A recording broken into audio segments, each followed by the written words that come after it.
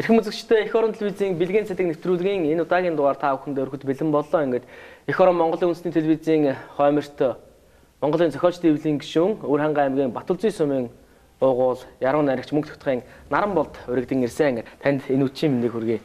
Баярлалаа. Өөрт чинь болон танай телевизийн хамт олонд мөн Монголын бүх ард түмэнд, нутгийнхаа ард түмэнд намайг таньдаг бүхэнд энэ өдрийн мэндийг хүргэе. Бас саяхан хөдөө Өвөрхангай явсан сураг байсан. Өвөрхангай нутгийн сонин сайхан юу байна? Бас сайхан намар болж байна уу? Ер нь ингээд одоо ч нэг тийм Улаанбаатар хотыг яг өнөөдрийн энэ өдөр бол ерөнхийдөө нэг Улаанбаатар хотыг улсын их манан бүрхсэн нэг өвлийн нэг дүнсгэр өдрүүд эхлэх гэж байгаа юм шиг нэг сайхан өдөр тохиолж байна тийм ээ. Өвөрхангай нутгаар сонин сайхан юу байна? Ер нь манай нутагт бол жилийн намар их гоё болдог л доо. Тэгээ би энэ жилийн хувьд ерөөсө хөдөө явж амжаагүй байсан.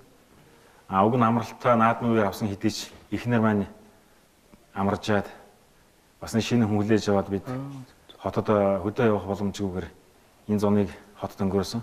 Нутагт маань их гоё юм лээ. Ер нь үйлс хөлөлөөл хаяа нэг бороо байлгнаал. Тэгэл манан уулсын хормогоор манан ингээл буцаж байгаа шүү дээ. Дээгүүр нь тэнгэрийн дэвааж шиг ингээл уулс яваа. Зураг шиг юм байна. Өндөр уулстай, сардаг өндөр уулстай Өвөрхангай болцсон чинь. Дээдл дээрээ тэнгэрийн орон шиг доороо босхоор ингээд бидний ертөнц шиг тийм гоё зураглал бол бий болцсон. Янз гоё лээ. Өлөөлөн сод хараа унтсан. Өдөрт тийш шүүдэр мөнгөрөөл. Нутгийнхаа тэр сайхан одоо уран зураг шиг байгаадыг хараад яруу найрагч урамтаж хүний сэтгэл хөдлөн үз. Өө тэгэл тэр сайхан байгальд ч очиж байгаа. Ер нь уран бүтээлч гэлтгүү. Зүгээр хүн болгон л сэтгэл нь хөдөлж байгаа юм л да.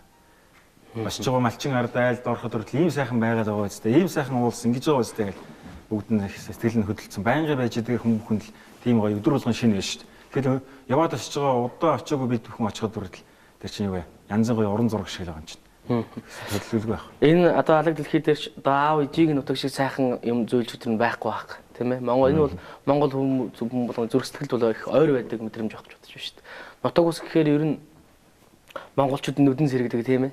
Ер нь одоо оюутан ахуй цагтаа нутгийн үнтэй энэ хотод уулзахад бол бас л сонир мэдрэмж төрнө үз. Тэгээ шүү дээ.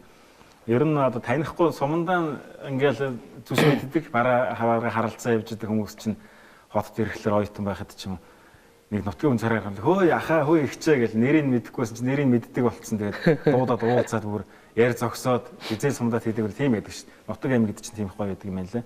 Тэгээд ахмадууд яриад байдаг. Хүн өтлөхөөр нутгаа тур гэдгаараа уулаа гэдэг тийм. Одоо манай хөгжиж бүгд л нутруу тэмүүлдэг гэдэг. Юундаа айвал магадгүй би эндээш нас өтлөөд ирвэл Осло турган зайлгаа. Одоогоор мэдээд байна шүү дээ. Одоогоор ер нь тэгэл нутургаа жоохон жилээс жил гамтай болоод юу ачих юмсан, тэх юмсан гэл нутургаа ярих тиймэрхүү тохиолдол. Нутгийг сайхан.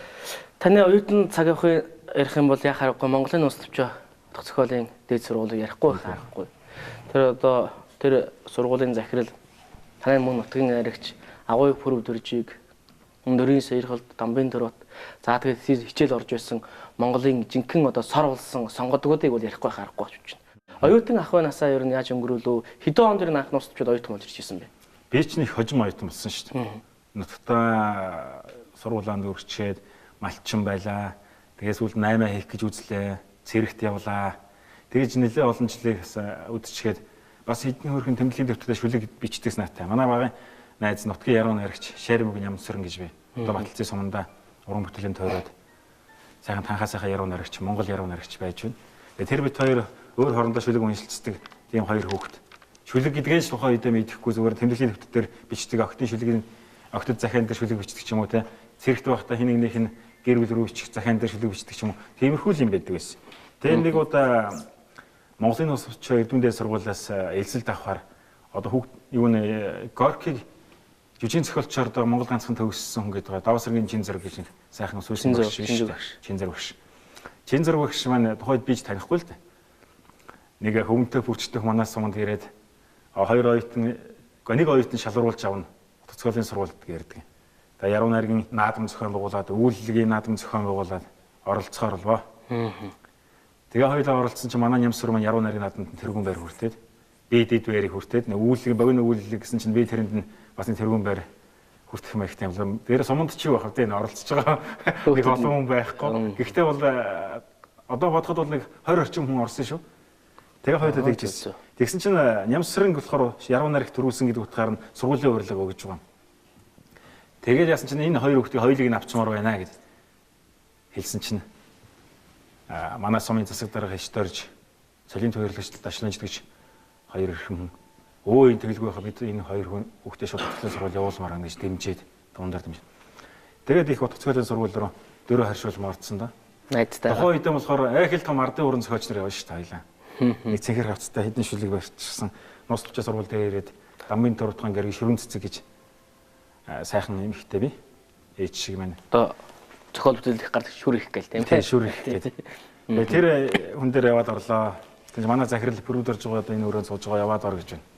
Тэгээд яваад орсон чинь пүрүүдэрж байгаа ингээд дэлгэж үзчихээд заримдаа тогтож уншаал, инээгээл, заримдаа ингээл адруу нэг ингээл өчтөө нараггүй хараал ингээд таалагдж байгаа болов яаж байгаа мó гэсэн шинжтэй бодсон. За ямар ч байсан л авчихаа сайтай хэлээ гэж дотор бодож чинь. За чиш шүрэн цэцэг манай менежер байгаа. Чи бүртгүүлчих гэж. Тэгж их гоёг сонсч байсан. Тэгээд тэр агуу хүнийг амьдад нь явж ороод утга зохиолын энэ их том далайд бас нэг хөвчж ихэн завин дээр нь суух хүн мөн үү биш үү гэдгээ өөрөөр нь ингээд шүлгээд энслүүлээд хараад за чи яах вэ болох юм байна гэдэг хүнэл авсан байх гэж би бодож байгаа. Тийм ч учраас өнөөдөр бас итгэлийг нь алдахгүй юм. Тэр их авгаа хүн нутгийнхаа тэр их том уул шиг бурхан шиг тийм мундаг хүний нэрийг нь бас нэг сэвтээчихгүй тийм ээ шавн гэдэг отхон шавн гэдэг нэрийг бас нэг унахчихгүй юмсан гэж зүтгэж л явна гэдэг. Агуу их Дэнбийн бүрдэрж өгч Монголын утга зохиолын алтан одын нэг энэ хүний шав ийм хүн учраас бас ямар хөө бүтээлтэй ер нь бол ямар хүн байгаа гэж үзэгчд маань сонирхож байгаа ч тийм ээ. Бүтээлээс сонирхох уу. За эх орны тухай шүлэг хэлье. Эх ормын биечнэ. Эх ормын биечнэ. Нэгэхэн шовны чинь өрөнд өндөг болон хагараад нэгэн модны чинь үзүүрээс жигүүрдэлхийг хүснэм. Тэр шовныхан хэлээр хүмүүний амьдралыг дуулган зохиогоод жигүүртэн бүхэнд дуулж өгөхийг хүснэм. Эх ормын биечнэ. Нэгэхэн ориглын чинь оройд үүр засаад нэгэн зууныг үтхийг хүснэм. Тэр ориглынхон билээс Тэнгэрийн хэлээр дуу зохиогоод дэлхийд амьдрагч бүхэнд аялж өгөхийг хүснэм. Эх ормын биечнэ. Хавханд орсон шархны чинь зовлон шаналлыг мэдрэхийг хүснэм. Хавцал өндөр талсан бүрэгдээ чинь амин болохыг хүснэм. Эх ормын биечнэ. Мөрөн голын чинь давлгаа болохыг хүснэм. Тэгээд мөрөнгийнхөн хэлээр хүмүүний амьдралыг дуулган зохиогоод мөнхөд амьдрагч бүхэнд дуулж өгөхийг хүснэм. Эх ормын биечний мөн чанарыг хүмүүний ус жигүүртний хэлээр дуулаад нэгэхэн амьтны чинь зүүд болохыг хүснэм. Нэгэхэн амьтны чинь зүүдээр 1,000-ыг үдэхийг хүснэм. Эх ормын биечний моддын амьсгал голын урсгал хаврын бороо намрын хяруу буй бүхэн чинь шинхийг хүснэм. Буй бүхэнд чинь шингээд бүхний хэлээр хүмүүний амьдралыг дуулахыг хүснэм. Эх ормын би таны хэлээр дуулахыг хүснэм. За гайхалтай.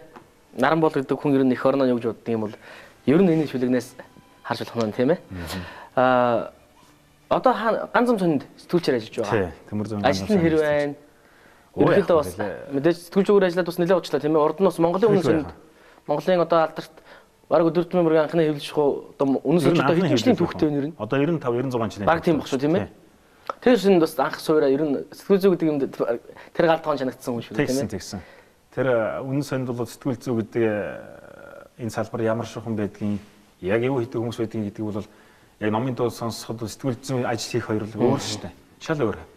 Яг номын дууг сонсчоод ирээд сэтгүүл зүйн ажил дээр очиж байхад чинь бас нэг их сургууль байхгүй тэнд чинь. Тэр жинхэнэ сэтгүүлч болох их сургууль гэдэг үнэн сайн төгссөн гэж би боддог.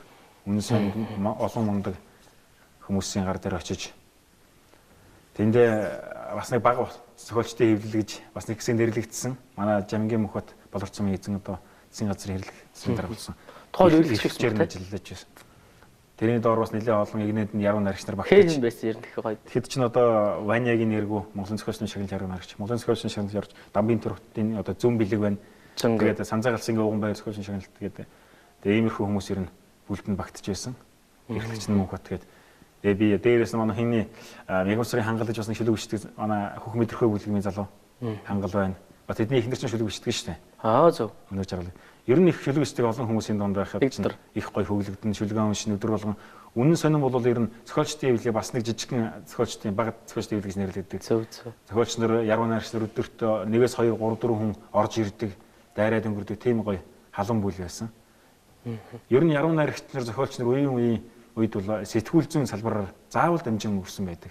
Хийх ажлынхаа талбар юм шиг байна. Ер нь орчин үеийн Монгол улсад орчин үеийн сэтгүүл зүй, орчин үеийн одоо утга зохиол хөгжихэд тухайн хүмүүс надад сэтгүүл зүйгээр дамжсан хүмүүс сэтгүүл зүйхэн байсан шүү дээ, тийм ээ. Тий. Одоо энэ манай дээдсийн монголчууд бүгд сэтгүүл зүйгээр дамжсан байдаг шүү дээ. Тэгээд тэндээс одоо ганц зам төмөр зам ганц зам сонироо орж ирээд бас төмөр зам ганц зам сонир гэдэг чинь сэтгүүл зүйн салбар хэрнээ дотроо бас дахиад надад сурах юм маш их зүйл байсан. Ягаад гэвэл Орос Монголын хувь нэлсэн нийгэмлэг гэдэг чинь бүх их олон зүйл нь Оростой тий. Одоо байгууллагын ойлгомжгүй үг толгой холбосон юм шиг нэг сонь бичээ мичээ гэдэг сонь сүгсгнүүд ярьдаг. Юу нь мэдэхгүй би сэтгүүл зүйн салбарт орж ирсэн хүмүүрнээ бичихээр нөгөө нэг ахаад юм орчуулах болдог. Үгнүүд энэ юу гэсэн байгууллага юм бэ? Энэ яаж товчлсон юм бэ гэж асуух. Тодорхой хэмжээний бас нэг тэнд ажиллаж байгаа хүмүүсээс суралцаж өнөөдөр хүртэл яваад л байна. Төмөр замчмаас нэг яруу найргийн наадам тавьжтэй. Ган үзэг тийм ээ. Сайхан нэртэй яруу найргийн наадам болдог. Тэгээд жил болгон бас уламжлалт оюутан залуучууд их оролцдог тийм наадам болдог шүү дээ. Энэ төмөр замтай холбоотой энэ ган замтай энэ төмөр хөлөгтэй холбоотой ер нь уран бүтээл хэрэгтэй өргөж байна. Өнөөдрийн холбоотой ер нь 2 жил 3 жил болж байна уу? Энд одоо 2 жил болж байна. 2 жил болох чинь 2 жилийн өргөд тооцох гэж байна. Би төмөр замд энэ ган зам сонинд ороогүй байхдаа өмнө төмөр замын ган үзэг яруу найргийн наадамд хаяа шүлэг сайдаг байсан л да. Тэгээ төмөр замын сэдвтэй шүлэг бичнэ гэдэг байхгүй. Би үнэндээ бол хаяа нэг одоо яруу найргийн наадамд хашаа урагшаа чойрлуу ч юм уу боржоос сэтсэнгээд инхтер ахын говьсон зохиолынхны зохион байгуулдаг хашаа бас нэг хөтөл рүү яргуу цамгаа болдог байсан. Энэ хоёр яруу найргийн наадамд явахдаа хаа нэг ингээд төмөр зам вагонд сууж үздэг байсан. Гэвч тэр тухай шүлэг бичихийн тухай нэг боддог байсан ч ган үзэг яруу найргийн наадамд орохоор тийм сэдвтэй шүлэг бичихээр нь бичих гэж үздэг байсан. Өмнө нь болохоор гэвч нэрлэгтэй шүлэг. Одоо тогоонд орцсон. Одоо тогоонд нь ороод ингээд сурвалжлагыг хийгээд өртөө гэж юу гэдгийг яг өртөөний тэр нэг хэсэглэлийн жижигхэн байсан одоо ямар шохон байдгийг тэнд ажиллаж байгаа хүмүүс бүсгчүүд яадгийг ямар ажил хийдэг залуучдын үе хийдгийг тэр амьдралын татвар орж чавраас нэг тодорхой хэмжээний над нэг ойлголт төрдөг юм байна л. Тэгээ үндэ шүлэг бичихээр зүйлдээ сурцаарч бичиж байгаа юм шиг. Тэгээд сэдв заачаар бараг л ясам дээр бол одоо эсвэл яруу найргийн наадам бол ихэнх тийм шүү дээ сэдв заачдаг тийм сэдвтэй. Тэгээд сэдвүүдэнд тааруулж шинэ сурцаар бичиж байгаа л да. Гэтэ яг нэг тэр дотор нь ороод тоонд нь байгаа хүнүүд яг тодорхой хэмжээний хэдэн шүлэг бичиж байна. Өнгөрсөн жил урьдчилан жил би ган үз яруу найргийн тусгай барийг нь авсан бол өнгөрсөн жил цомог нь хүртсэн. Тэгээ бас нэг тийм тодорхой хэмжээний амжилттай гайгүй явж байгаа. Тэгэхээр бодвол сайхан бүтээлсэн уншаа. Энэ жилийнх нь уншсан шүлгийг уншия. Дуу дуулах мэт шорон хайлдаг аялгуут зам, хуур татах мэт ихшилдэг айзамт зам, сүү дэврэх мэт цайвалцдаг мөнгөн зам, хазаар шарирх мэт чимээтэй ган зам, ижи үрээ хүлээх алсыг ихвж авчирдаг учрал зам, ижи үрээ үдэх алсад эрхлүүлж хүргэдэг бүвэ зам, түүхээс түүх рүү нүүж яваа юм, түүхэн судрыг бичиж яваа юм, 100-аас 100 руу тэмүүлж яваа юм, улс Монголон тээж яваа юм, дээд тэнгэрийн нарнаас алтан утсаар аргамжаатай, дэлхийг тойрсон ган зам, алсын газраас аялгуутай, мөнх тэнгэрийн сарнаас мөнгөн утсаар уяатай, хөх Монголын дуулыг хөвчин дэлхийд хүргээстэй, газрын судас мэт ган зам, гараан хөргөлт хүлж мэдэх галтад зам, тэнгэрээс бууж ирсэн дуун зам, тэнгисийг зүссэн сүүн зам, түүхээс түүх рүү нүүж яваа юм, түүхэн судрыг бичиж яваа юм, 100-аас 100 руу тэмүүлж яваа юм, улс Монголон тээж яваа юм. Сэтгэл зүрхэн үргэлж гэрэлтэй байдаг, яруу найраг бичдэг, хамт нөхрөлдөг олон сайхан найзууд байдаг баг. Амьдралын сайхан найзууд бол утга зохиол яруу найрагтайгаа ингээд утга зохиол яруу найргийн буйнаар олон зүйлийг бол та амьдралдаа авч явсан байх гэж бодож байна. Энэ талаас бас дурсаач. Өнөөдөр бас энэ найздаа зориулсан сайхан бүтээл болсон ширээнээр байна тийм ээ. Ер нь утга зохиолын ертөнцид орж ирээч гэлтгүй би бол өмнө бол их хинтэй ч нийтж байх ирмэлцдэг аав минь сургасан сургаал ер нь хүнтэй сайхан зөв хэрдэж бай. Зөв хүн хамгийн гол нь зөв хүн бай гэж аав минь сургадаг байсан. Тэгээ аавын сургаалын дагуу би хүнтэй муудалцчихгүй, өмрөөчихгүй, хүндийн бодуулчихгүй юмсан гэж бодож заримдаа бас хүнийг аргадж амьдрэх юм шиг санагддаг би. Заримдаа хүний алдааг нь өөртөө зөөлөж, өөртөө зөвтгөж заа тэгсэн байлгүй дээ гэж өөртөө цагаатгаж, өөчилж тэгж арай хитрхи заримдаа тэгдэг юм болов гэж би өөрөө заримдаа бодоод байдаг. Гэвч тэр бол эргээ надад бол тийм сэтгэл хүмүүсээр урсаж байгаад буцаад би тэм сэтгэл хүлээж авдаг. Утас зохиолын ертөнц орж ирэх бол манай утас зохиолын ертөнцийн олон сайхан үеийн хүмүүс байна л да би. Одоо Ахмад урлуудаас алдарт сайхан яруу найрагчдаас үнэтэй сургаалыг нь авч тийм ээ зэмлэлийг нь магтаал гэж ойлгож магтаалыг нь сайхан уран болгож хүлээж авч ахаад илүү сайхан бүтээл төрөхөмсөн гэж өдөр болгон уулзаж учирч тийм олон сайхан гэгэн ертөнцийн хүмүүстэй явж байна. Утас яруу найрагч гэдэг чинь ерөөсөө дандаа нэг хар юм боддоггүй тэр хүмүүс чинь дандаа гоё цагаан энергитэй дулаан мэдрэмж тийм хамт явахад их гоё ийшээш олон яруу найрын над мурдлаа нцээ хөдөө гадаа явахад бол дандаа инээ гоё хөвгөлтэй юм ярилцсан их гоё штэ. Тэгээд мөнгө үе яхнаар байна. Тийм мөнгө үе яхнаар бол яг одоо утас зохиол Монголын утас зохиолын ачааг өөрчлөн явна. Там удахгүй та бүхэн нуран дээр ирэх байна тийм ээ. Тэгж л одоо ялчааргүй юм ээлжтэй. Нөгөөдөл чинь тэгээд нэг ачаалаа тэнхээтэй байх юмсан гэл. Үүрэлэн шүүл гэдэг шүү дээ. Та нар бол ачаа үүрэн шүү. Бидний араас та нар ирж байгаа шүү. Ачаагаа авна шүү та нар л гэдэг. Угаасаа жам юм тэгээд хүлээлгэж өгсөн ачааг нь даагах нуруутай байх юмсан гэж манай залуу зохиолчдын нэглийнхэн гэж одоо байна. Олон сайхан залуучууд байна. Яг насны хувьд ярихлаараа би жоохон ингээд дээш хэд ах байдаг ч гэсэн орж исэн үеэ ярихлаараа нэг үе болчдөг. Хэдэн сайхан залуучууд бол надтай нэг зэрэгцээд явж байна. Их гоё мундаг авьяастай олон залуучд бий л дээ. Манай минь сайхан ган тулгаас ахуулаад тэр дотор манай Гамболдын баяр гэж их гоё төрмөл яруу найрагч байлаа. Гамболдын баяр гэж одоо хүмүүс мэднэ тэрэгцэрдтэй олон сайхан дуутай. Ер нь их төрмөл яруу найрагч байсан доо. Алтан үл шагналыг авсан. Яг шүлэг болгоноо цаасан дээр өөрөө буулгахгүй ч тархиндаа бичдэг. Бичсэн болгоноо өөрөө бүгд нь агшигтал мэддэг. Хаанч шүлэг байсан их гоё дотроос ингээл нэг анирдаал их амрын гоё сэрчгэн салхич юм шиг их гоё тийм ээ. Зөөлөн шиврээ бороо ороодчих шиг. Тэгээл нэг ингээл лай нэг ингээл тэнгэрээс нь алдаал тамхиас ороод уулзруулаад үлээгээл араас нь ингээл нэг өөрөө хийсээ явчихж байгаа юм шиг сороод авчихж байгаа юм шиг тийм мэдрэмж төрүүлсэн. Их гоё залуу яруу найрагч байлаа. Тэгээ их залуугаараа тэнгэр дэвшсэн л да. Одоо 2 жил болж байна. Тэр амлын бол их дурсдаг. Бид хоёр нэг хүн өдрийн зөрүүтэй төрсөн. 11 сарын 2-нд би төрсөн бол 11 сарын 3-нд төрсөн. Би хөөрхөн битүүхэндээ чи нэг насаар дүүшүүгээд ячдаг. Тийм анд маань байлаа. Тэгсэн ч одоо тэгээд бидний дундаас тэгээд тэр сайхан андын уран бүтээл нь нэр нь одоо та бүхэнд амьд сэрүүн. Бүтээл нь амьд. Яг л одоо өнөөдөр их өөрөө бичээтэй байгаа гэж бодож байна тийм ээ ингээд.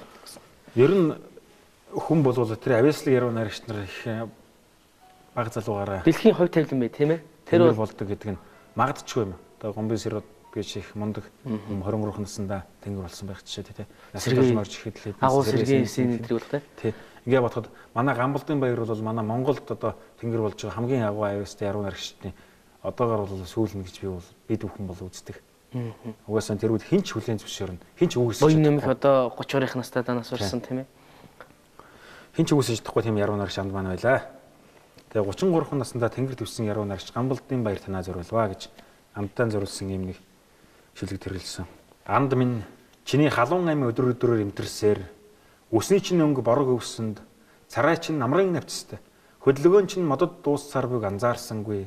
Анд минь би чамтай өчтөрхөн дуулсан хэрн өнөөдөр таарахтаа багдаан хамт тоглож байгаад сурггүй болсон хүн гинт гараад ирэх шиг баярлаж өөшийн газар дар согнөнгөө гүн ухаанлаг шүлгийг чинь сонсож гониггүй цагаан инээхийг чинь хармаар байна. Гэвч анд минь чиний мэдрэмжийг нялхногоо уруулаараа тэмдэрх гөрөөсийн нүдэнд намрын навцыг сэмлэн урсах саяхны урсгалд мододын оргоос өнхрөн унаж буй шуугны өндгөнд тэр унаж буй өндгийг хагарчихыг ихтэн өөрөөрөө өв тасан хонхойх борго өвсөнд өнхрөн унахт нь өвсч өндөгч өвдөл мэдрэх тэрхэн агшна хайранд шингэсэн гэж итгэнэм. Анд минь чиний мэдрэмжийг бүдэрч унахтан өвдгөө шалбалсан ч тоохгүй бас хүүгийн хатуужилд урд мөн алхах гоо өсвэн алчуурт уул даваа сөрглөн буцч буй товруудын далавчинд үйл нөмрөө совдрон орж буй бороон тусалд өнөгчилж уйлж буй охины инээдэнд үүрээр зүргэмлэх хүлгийн зүүдэнд ер буй бүхэн шингэсэн гэж итгэнэм. Анд минь одоо л чамтай уулзаж тэнгисийн давлгаа чиний инээднээс үүдэлтэйг дээврийн цас хайлан газар дунах нь чиний гониглагтай яагаад юм адилхан байдгийг ярилцмаар байна. Одоо л чамтай уулзах хүсэл давтаж Тэнгэрийн виз хаанаас олох тухай чинийх шиг этгээд нэгэн бодол давтаж ямар арга бүг хэн нэгнээс асуумаар байна гэвч хэнээс асуух. Баярын мэдрэмж их сонин мэдрэмжтэй шүлэн мүлгэн их гоё штэ. Азизаг намайг бариад уншсан хүн бол амтанд норондоо. Сайхан бүтээл байна. Андайгаад урссан. Ер нь муу гах дуугаас сайхан анд нөхөд илүү гэж сарин Монголын нардсан ярьдаг та. За энэ ширэн дээр бас ном байна. Хэдх ном бэ? Анхны ном хэдэн онд гарч ив? Энэ хэдх ном гарсан? Цагаан хугацааны зүг гэж 2009 онд Яруу найргийн анхны төврийг хэвлүүлж байлаа. Уул нь Пүрдор өгчийнхаа яг амьд сэрүүнд амжаа гаргачих гэсэн боловч цөөхөн хоногоор дутаад арай амжаагүй. Уул нь гар дээр нь бас нэг нөгөө цэнхэр хавцтай шүлийг барьж орж ирсэн бор хөвч нь одоо төгсгөтөө таны тий өг сургууль хийсэн сонсоод ийм бүтээл одоо гаргалаа шүү гэдгийг гар дээр нь тавьчих гээд хараахан амжаагүй. Гэвч тодорхой хэмжээний хідэн шилүүдээ өөрт нь бариад уншиж завар цоглоог нь авдаг байлаа. Тэгээ миний хүнд хэрэгтэй юм хийгээрэй. Хэрвээ хэрэгтэй юм чадахгүй хэрэггүй зүйл бүү хийгээрэй гэж бидэнд сургадаг байсан. Чийжтэй сургуулийг сонссон хүн юу санах. Асуул асан шиг асахгүй болж бүртгий утаамаа тавиад ирэхэд тэр өгтэй агаар нэг байна шүү тийм ээ. Энэ Тэнгэрийн хил номыг болохоор 2014 онд үлгэдэж авсан. Энийг болохоор Ванягийн нэр байх маань хүн төлөвшсөн номыг одоо ингэж Тэнгэрийн хил гэж нэртэй. Энийг харахаар зай хүмүүс Тэнгэрийн хил гэж нэг бөөгийн ном юм уу? Энэ Тэнгэр мэнгэр одоо зайрмаар ингэ юу гэж яагаад мэдхгүй Тэнгэрийн хил гэдэг эх орны хилээр Тэнгэрийн хилээр одоо ямар байна гэдэг нэг шүлгэн дээрээс нэр ухтаа ярилцчаад Тэнгэрийн хил гэж өгсөн байна. Ийм номыг 2014 онд л авсан юм аа. Тэгээд энэ номынхаа Яруу найргийн баярыг өөрөнгөө болцсон сумдаа очиж хийсэн. Арланы эрдэнэ очрох ламсрамжун ганцул Ванягийн нэргөө гэдэг тодорхой хэмжээний хэдэн яруу найрагч дуучтаас миний хэдэн дуустаас хүрсэн уран бүтээлийн хэдэн хүмүүс төрөө хашуулан мөнхөө билэг сайхан ах гэд очиж номын баярыг хийсэн сайхан болсон. Нутгийн ард түмэнд номоо бүгдэнд нь баг хурж таагүй ч гэсэн хүрэлцэн ирсэн бүгдэнд нь сайхан тараасан тэгээд тийм л явж байна да. Хоёр дахь номоос гурав дахь номоо одоохон үлгэдэд авчихсан боломж хараатхан бас амжихгүй л 3 4 дахь хоёр ном зэрэг боочгсан атаа тэгээд тохиолдол бүрдчихгүй л явж байна. Уран бүтээл идэл оргил жил оволцол явсан байна. Аргачгүй одоо ийм насн дээр Монголын их яруу найрагчдад идэл бичиж байсан баг тийм ээ. Саяхан бас гэр бүл нэмсэн гэсэн. Хүүтэй бол охинтой болов уу? Хүүтэй болсон. Би одоо 2 хүүтэй болчихлоо. Том хүү маань 3 дугаар анги Төлгөөн уул гэж. Хүү бэ? Төлгөөн уул. Хүү маань одоо Архангай эмэгтэй өвөө эмигийнхэн гар дээр 3 сартад очсон шүү дээ миний хүчин. Манай эхнээроос оюутан, бид хоёроо хоёулаа 4 дэх курсын оюутан байлаа. Төгсөх курст орох жохоод эхнэр маань намарч аж хүү минь 6 сарын 1-ний түрээд 9 сарын 1-нд 3 сартай хөхнөөсөө гараад эмээ өвгөнд байгаа юмсан одоо хүүгээ бодхоо гэдэг. Яаж тийм жоохон хүүхдээ өхнөөс нараа явуул та гэж хүүгээ бас өрөвддөг. Гэвч тэгээ эмээ өвөө гэж агуу юм. Үдээ сайхан болгоод өсгөөд 3 дугаар ангийн мундаг том агаа болгоод өгсөн. Хүү маань сая дүүтэй боллоо зур. Хүү сарын сонирхолтой яруу найрагт. Ямар хүн болох вэ гэхээр би яруу найрагч дар болно гэж ярьдаг байсан. Яруу найрагч дар гэхээр яруу найргийн дар гэдэгс. Яруу найргийн дар гэж ямар ч юм байна. Цогч дивлийн дар болох байх. Тэгээ одоо шүлэг бичих гээд ах шиг тэгээ нэг аав би шүлэг бичи та би хэлээд өгье та бич гэдэг нэг хөөх юм хэлээд өгдөг байсан. Харин сүүлийн 2 жилийн нэг бүжгийн хүн болох гээд байгаа мó нэг тэгээ бас математикаар явах гээд байгаа шиг байна. Олимпиадад багш нь оруулж байгаа залуу багш 1-р ангид нь дааж авсан. Ер нь одоо сүүлийн үед ингэдэг юм ба шүү дээ. Сургуульд чинь А бүлэг, Б бүлэг гэхлээр л мундаг багш нар нь хүүхдүүдээс сорвол хүүхдүүдэд ялгаа авчдаг ч юм уу мундаг хүмүүсийн хүүхдүүдэд ялгаа авчдаг юм байна. Тэгээ мөн залуу багш нар дээр чинь Г, Б, В, Г, Д, Е ч юм уу Т бүлгийн хүүхдүүд нь хөөцөлдөг үлддэг юм байна. Тэгээ манай хүүхд ч одоо Г бүлэг. Тэгээ нэг чимэг сайхан залуу багш авсан. Би хүүхдийн чинь 5 дугаар анги төгсгөтөл нь авмаар байна. Ээдээ хот руу битгий аваачаараа хүүхдийн заавал юм төргөнө гэд их мэрэлттэй залуу багш хүлээж авсанд би баяртай байгаа. Тэгээ залуу хүн дээр одоо ер нь хүний ер нь ямар явах бас тэр багын суурь хүмүүжид боловсрал багангийн багшээс их шалтгаалсан шүү ер нь. Тий. Тэгээ их мэрэлттэй би заавал би хүүхдүүдэд юм төргөнө гэдгийг би өсгөлийн баяр очихтон би өөрөөсөө сонссон. Тэгээ би баярлж байсан. Залуу хүн өөрт нь шар байна те. Би энэ хүүхдүүд над дээр бол ингээд ирсэн одоо үлдсэн хүүхдүүд би авсан. Би бол заавал хүүхдүүд юм дээр хөргмөр байна. Та хүүхдээ 5 дугаар анги төгсгөл надад байлгаач гэсэн. Гэвч би хүүхдээ авмаар байна шүү дээ. Суулгамаар байна. Тэгээ багшийнхнаас нэг эмээ өвөнд боловсралтай байсан, багш нар боловсралтай 3 хүн надад одоо 2-9-3 болчихоор явж байна.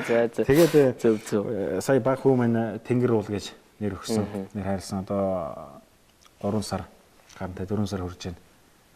Хоёр үуч хоёул уул юм биш те. Тий. Эрдэнэчрээ ах чинь бас их олон уултай байсан. Тийм. Тэр чинь Эрдэнэч рүү чинь цагаан уул Эрдэнэ уул гэж байдаг баг. Тэгээ би болохоор яг бас нэг уул шиг сайхан дүшигтэй. Тийм сайхан тэнгэрлэг хиймэрлэг сайхан ирчүүд өшгтэй. Ээж аваа нөмөрсөн тийм уул шиг өшгтэй ирчүүд болоосаа гэж хүсч тийм. Том хүүдээ дөлгөөхөн байгаараа миний хүү, тийм ээ. Дөлгөөн уул гэж аав нэр хайрлаа. Уул шиг өшгтэй яваараа гэж. Баг хүүдээ тэнгэрлэг тийм хиймэртэй асчрал гэр бүлийнхэн тэнгэрлэг тийм орших хүн чи хадгалж байгаа шүү. Том хүн чи гэр бүлийнхэн дөлгөөн байдлыг чи хадгалж байгаа шүү. Та хоёр уул шиг тэмцэхтэй ирчүүд болно шүү гэдэг утгаар нь би өгсөн тэгээд аавс өгсөн дээр өөрт нь алдар нэрэндээ гайгүй явах байлгүй гэж бодоод байгаа шүү дээ. Дуудах нэрийг эцэг аавд өгдөг. Дуурсах алдрыг өөрсдөө л авч олдно тийм ээ. За ямар ч тийм бас хоёр үгээ бас өөрөө сайхан сурч хөндлөө миний хайж бас сайхан бэ бас. За ямар ч байсан тэгвэл тийм одоо мэрэлттэй мундаг багшийн гарт байгаа хүү бол ямар ч сэтгэл ирээдүйд бол сэтгэл зовхгүй юм байна тийм ээ. Ингээд нэвтрүүлгээр оролцож байгаа бүх хүмүүс бүтээлээсээ дээжээс уран бүтээлийнхаа бэлэг онгодынхаа дээжээс энэ нэвтрүүлт маань бичдэг юм аа. Тэгээд хожим энэ нэвтрэр бас бүтээлийн маань нэгдгээд ном болж гарах юм. Бэлгийн зэрэгт оролцсон бүх хэрхэн хүмүүсийн тухай намтартайгаа бүтээлтэйгээ ном болж гарах юм. Тэгээд та энийг энэ дээр би бүтээлээ хайрлаач гэж хөрж байна. Энэ их сонирхолтой байна. Сая надад нэргүйх бэлгэлсэн. Энэ агуу их чойноми мэндэлсний 80 жилийн сенатан болсон шүү дээ. Оюухан яруу нэр надад бид нар яваад байсан. Наадмын дурсгалын. Цаац бэлэгтэй ирсэн байна шүү дээ. Цаац чи хүнд байвал бэлгэлээл ах бодолтой хүн шүү дээ. Сайхан сэтгэл байнга бэлгэлж явна. Дээрээс нь юу байсан байгаа бүхнээ өгчихнө. Өөртөө юм үлдээхгүй тийм сайхан сэтгэлтэй хүн байна шүү дээ. Манай яруу нар чинь нэр байх чинь. За одоо сайхан намрын үлрэл болж байна те. Намар үлрэл нь миний уран бүтээл туурах ч юм уу ер нь жоохон арай л нэг өөр дотор мэдрэмж төрөөд өгдөг тийм сонио үлрэл байдаг шүү дээ. Үлрэлээс арай нэг өөр би бодоод хаа намраар дандаа л хайрлаж дурлаж хорхож явж байсан байдаг. Хүмүүс хаагцч гунж явахад намрыг гунгийн үлрэлээд байхгүй. Миний хөдөлгөөр дандаа учирлын үлрэл байж тийм ээ. Тий. Сонин тэгээд нэг навч суунаал ингэж байгаа үед чинь би болохоор нэг арай нэг өөр болоод тэгээд хэд ямар үлрэл танилцсан? Намар танилцж байсан. Хүмүүс болохоор хаврыг хайрын учирлын үлрэлвэл надад болохоор арай нэг өөр санагдаад байдаг. Хавар дандаа хаагддаг байсан. За.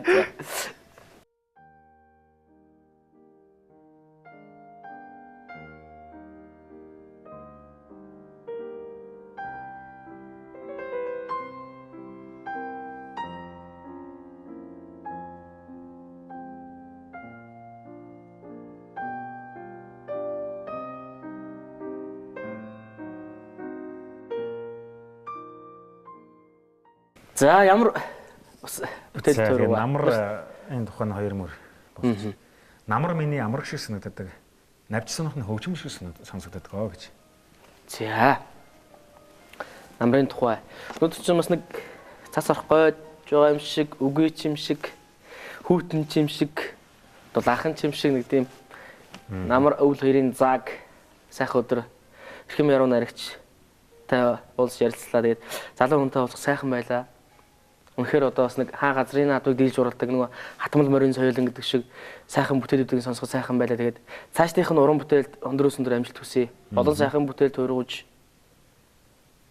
одоо Монголын яруу найрагт өөрийн гэсэн тод орон зайг, тод мөрийг үлдээхсэй гэж хүсэж байна. Сайхан байлаа. Тэгээ намар бол одоо гатуулах сайхан байна л да.